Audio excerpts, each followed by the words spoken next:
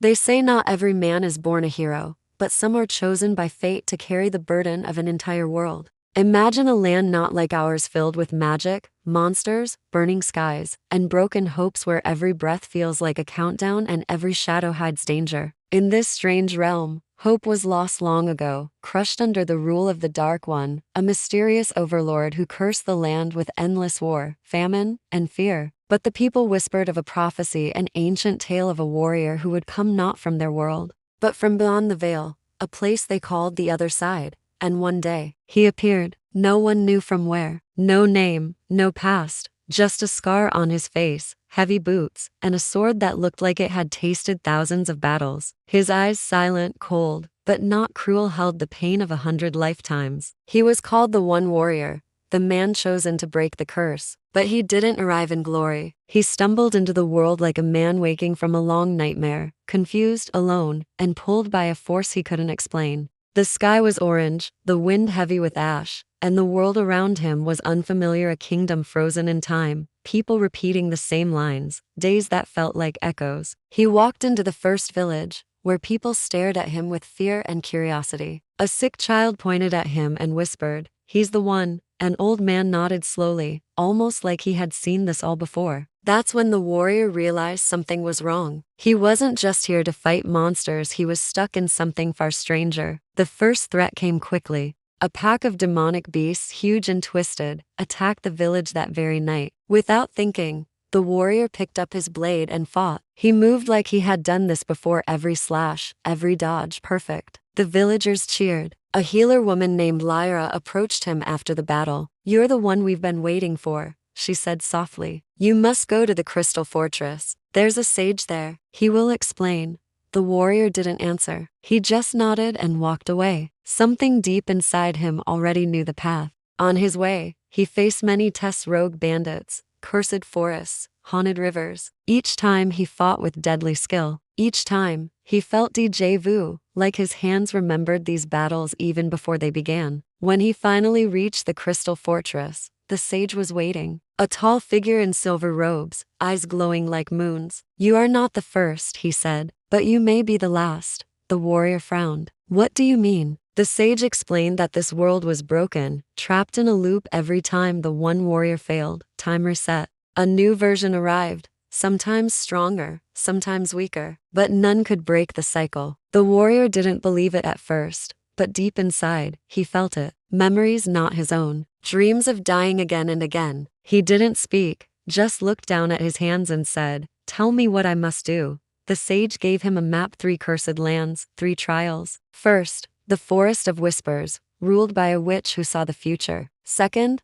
the Mountains of Flame, where a dragon guarded the fire crystal. Third, the Valley of Bones, where the dead walked and the final key to the curse was hidden. The warrior accepted silently and began his journey. In the Forest of Whispers, strange things happened. Trees moved, voices called his name. The witch appeared like smoke, beautiful and deadly. She smiled. "I've seen your end 1,000 times," she whispered. "Each time you scream before you die." But the warrior didn't blink. She tempted him with illusions: his old life, a woman from Earth, his past. For a moment, he hesitated. Was this real? Had he once been a man with a family? But no, this was a trap. He cut through the illusion, and the witch screamed, melting into black ash. The forest burned behind him, and he moved on. Next came the Mountains of Flame. The sky turned red. Lava flowed through cracks in the earth. Here lived the fire dragon, a massive beast, ancient and furious. Their battle shook the world. Fire against steel, roars against war cries. The warrior was burned, his armor melted,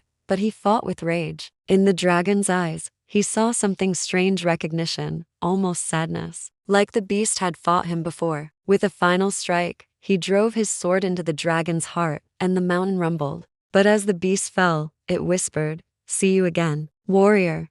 The words echoed in his mind like a curse. Why did everyone act like they knew him? Was he really in a loop? Was this real? Or just a dream repeating? Exhausted, the warrior climbed down and found a small cave to rest. Inside, drawings on the walls showed him his face, his battles, his death. Over and over again, his hands trembled. "Who am I?" he whispered. "And why do I keep coming back?" He didn't sleep that night. The fire burned outside, but inside him, something colder was growing, a fear that maybe he was not the hero. Maybe he was the prisoner, but still, he moved forward, because that's what warriors do. And now, only one place remained, the Valley of Bones. But the warrior didn't rush. He knew this wasn't just a land of death. This was where the truth waited. And the truth was what scared him most. Night fell heavier than ever before as the warrior walked deeper into the Valley of Bones, where silence screamed louder than war drums, and every step echoed with the weight of forgotten battles.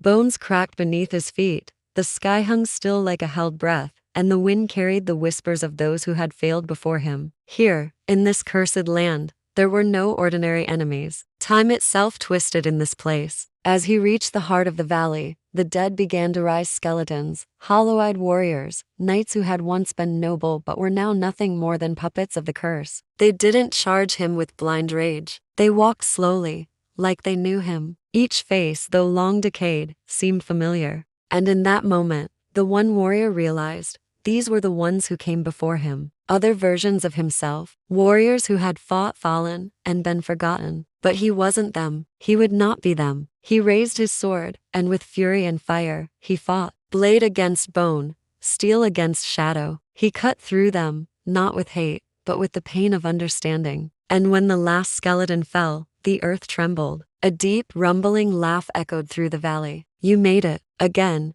said a cold voice. He turned, and there, sitting on a throne of bones, was the Dark One, cloaked in shadow, crowned with death, eyes glowing like dying stars. "You think this time will be different?" he hissed. "You think you can break the cycle?" The warrior didn't answer. His silence was louder than any war cry. The Dark One rose slowly. "You don't even know how many times I've killed you," he sneered. "Every version of you came with hope. Every version died screaming." Then he gestured to the sky, and suddenly, the warrior saw visions, flashes, memories, himself dying again and again, on this very ground, in this very battle. It was true. This world was a loop, a prison. And he wasn't the first one warrior, he was just the latest in a line of forgotten heroes. The truth nearly broke him. For a second, he dropped his sword, but then he remembered the faces of those he helped. The village boy, the healer Lyra, the sage, the dragon, even the enemies who fought with honor. He clenched his fists. "Maybe I am in a loop," he said softly, "but I remember now. And this time,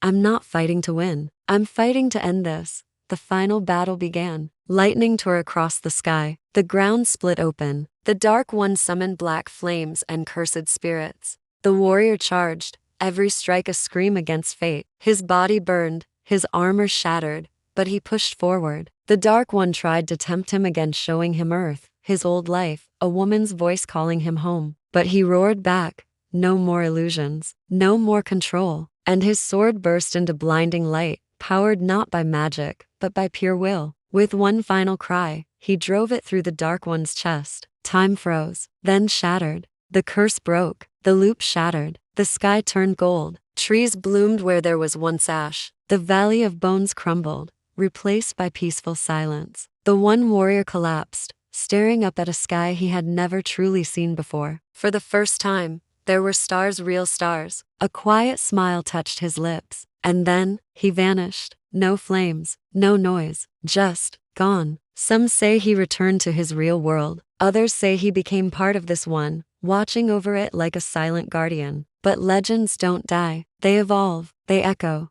And whenever darkness rises again, people still speak in hushed voices of the man who defied fate, who fought not just evil, but the system itself. The one who didn't want to be a hero, he just wanted to be free. And they still whisper his name. The one warrior,